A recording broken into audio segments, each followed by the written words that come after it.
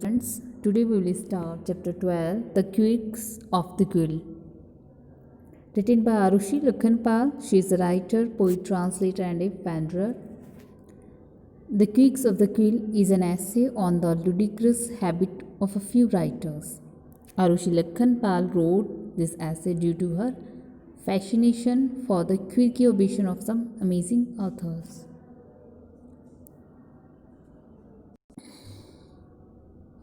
Now start the chapter.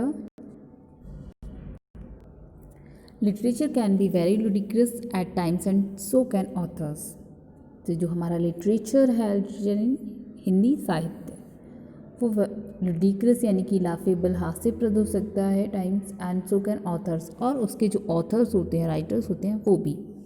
From petrifying place, electrifying epics to terrible tales and rotten rhymes, literature offers an array of treasure by amazing authors, priceless poet, discussed dramatist and weird writer।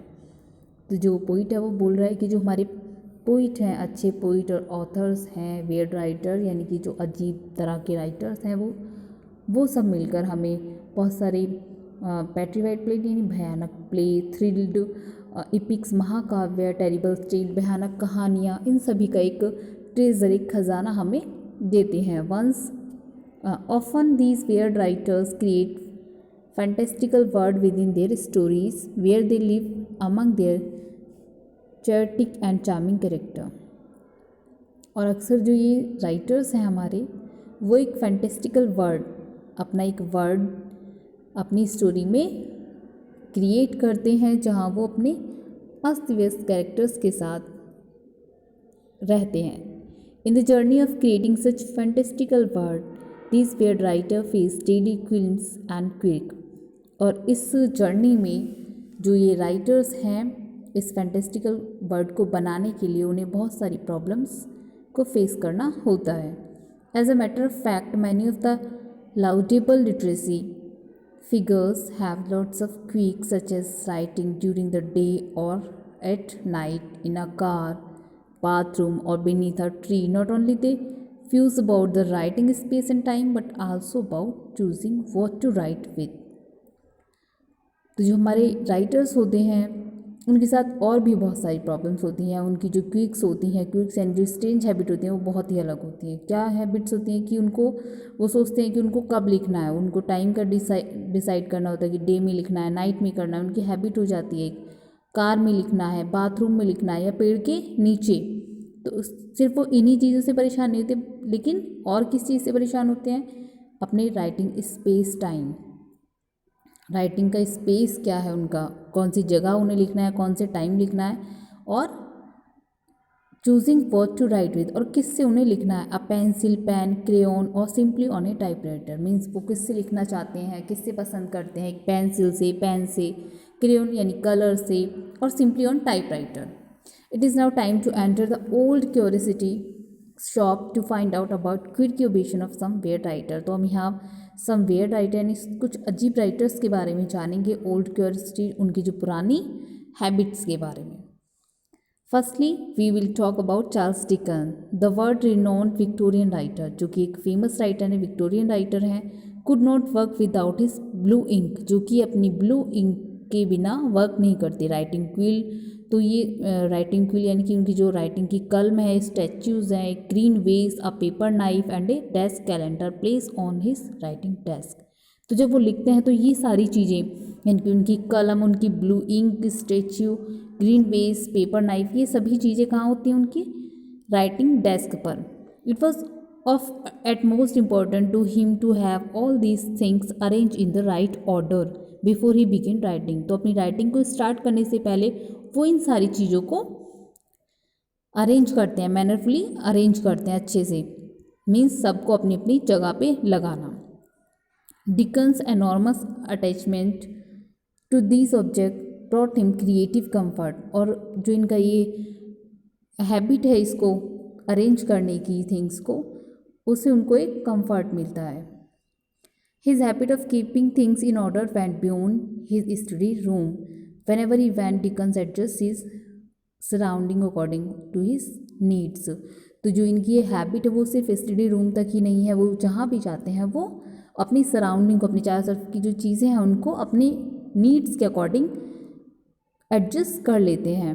Beside the arrangement of thing in a particular order and cleanliness, deacon was finicky about the direction. और इन सारी चीज़ों को arrange करने के साथ साथ उन्हें एक और चीज़ है जो उन्हें मतलब चाहिए, जैसे अबाउट द डायरेक्शन, दिशा के बारे में. क्या है? इन विच ही स्लेप्ट, कि उनको किस डायरेक्शन में सोना है, नॉर्थ और साउथ.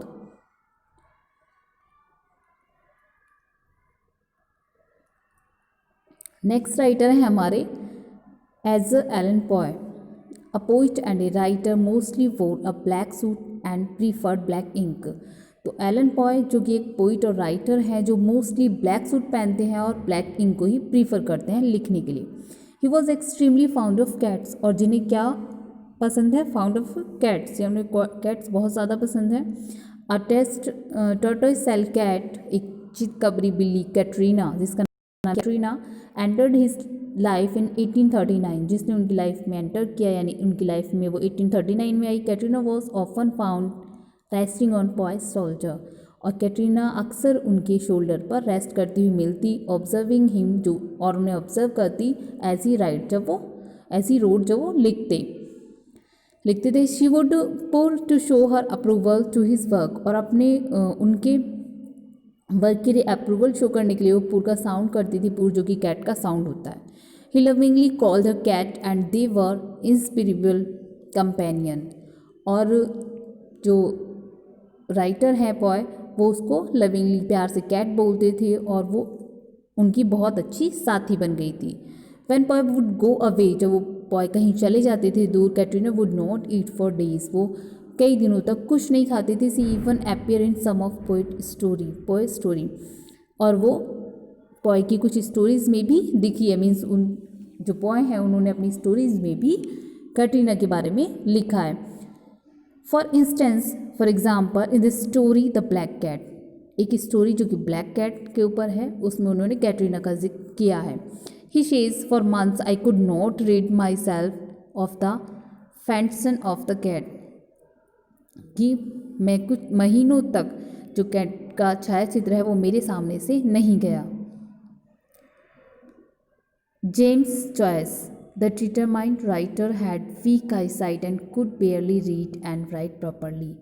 जेम्स जॉयस जो एक डिटरमाइंड राइटर थे, उनकी जो आई साइट थी वीक थी और बेयरली बहुत कम रीड और राइट प्रॉपरली, वो बहुत कम लिख पाते थे और मुश्किल से ही लिख और पढ़ पाते थे. यानी कि जब उनकी आई साइट वीक थी तो उन्हें लिखने में और पढ़ने में प्रॉब्लम होती थी. However the will to write pushed him to adapt to his situation. लेकिन जो उनकी विल थी, लिखने की इच्छा थी, उसने उनको पुश किया सिचुएशन को बदलने के लिए. He was a night owl, वो एक नाइट आउल थे. नाइट आउल्स मतलब उनको क्योंकि कम दिखाई देता था. To aid his vision he wore a white coat that help reflect light on to the paper in front of him. और वो एक वाइट कोट पहनते थे जो कि हेल्प करता था. क्या हेल्प करता था? कि जो उनके सामने पेपर होता था तो उसका रिफ्लेक्शन उस पर पड़ता था. As his eyesight worse with time, Joyce opted to use crayons instead of quill. उसके बाद जब उनकी आईसाइट और ज़्यादा वीक हो गई तो जॉयस ने अडॉप्ट किया. मीन्स क्या अडॉप्ट किया? क्विल की जगह, कलम की जगह, पेन की जगह उन्होंने क्रेयॉन्स यानी कि जो कलर्स थे उनको यूज़ किया लिखने के लिए. To write not on paper but on large piece of cardboard. और उन्होंने पेपर की जगह कार्डबोर्ड पर लिखना शुरू कर दिया. For this he use a plethora of colours. और इसके लिए उन्होंने बहुत सारे कलर्स चुने, from red and blue to green and orange. Gradually when the double lens glasses did not work any more, double lens के ग्लासेस ने भी वर्क नहीं किया. He began to use a magnifying glass. तो उन्होंने एक magnifying glass को use करना शुरू किया. मैग्नीफाइंग ग्लास आप जानते हैं जिससे हम बहुत छोटी चीज़ों को देख पाते हैं, तो उसको उन्होंने यूज़ किया. He describe his daily work schedule as I write and revise and correct with 1 or 2 eyes about 12 hours a day. तो वो अपने शेड्यूल में बताते हैं कि वो डेली लिखते और उसे रिवाइज करते, उसे करेक्ट करते 1 और 2 आइज यानी एक और दूसरी आँख say about 12 our a day यानी 12 घंटे एक दिन में वो उसको करेक्ट करने में लगाते। I should say stopping for interval of 5 minute और so when I can't see any more. और वो सिर्फ जो स्टॉप होते या रुकते थे, एक इंटरवल जो उनका होता था सिर्फ 5 मिनट्स का, इससे ज़्यादा नहीं मैंने उन्हें कभी देखा। He about the idea of writing on a typewriter, और जो टाइपराइटर पे लिखने का जो आइडिया था वो उनको बिल्कुल पसंद नहीं था। Since he did not allow him to the chance to read his sentences, क्योंकि वो उनको लिखने का उसको चांस हिम टू रीड, उसको पढ़ने का, सेंटेंसेस को पढ़ने का टाइम नहीं देता था। वर्ड टू वर्ड, शब्द से शब्द यानी शब्द के शब्द उसमें जो टाइपराइटर होता था उसमें वो पढ़ नहीं पाते थे। Whether seated at a gathering और वॉकिंग अराउंड द सिटी, जब वो गैदरिंग यानी सबके साथ बैठते थे या वॉकिंग अराउंड द सिटी के में घूमते थे, Joyce never missed an opportunity to write, Joyce कभी भी लिखने की अपॉर्चुनिटी को मिस नहीं करते थे। He always carried a small piece of paper in his waistcoat pocket, और वो अपनी पॉकेट में, वेस्ट कोट की जो पॉकेट थी उसमें एक पेपर हमेशा रखते थे to write down things he observe, उन थिंग्स को लिखने के लिए जो वो ऑब्जर्व करते थे, देखते थे। He would eavesdrops and collect snatch of phrases, word and letters from his surrounding and then later incorporate them into his work. वो छिपकर बातें सुनते थे और उनसे फ्रेसिस, पंक्तियाँ, कुछ शब्द और कुछ अक्षर उनसे कलेक्ट करते थे अपनी सराउंडिंग से, और उसके बाद उन सबको अपने वर्क में मिला लेते। मीन्स जो भी शब्द, जो भी सेंटेंस उनको लगता था कि वो अपनी राइटिंग में शामिल कर सकते हैं, वो उसको सुनकर, देखकर लिख लिया करते थे और उसे अपने वर्क में शामिल करते थे।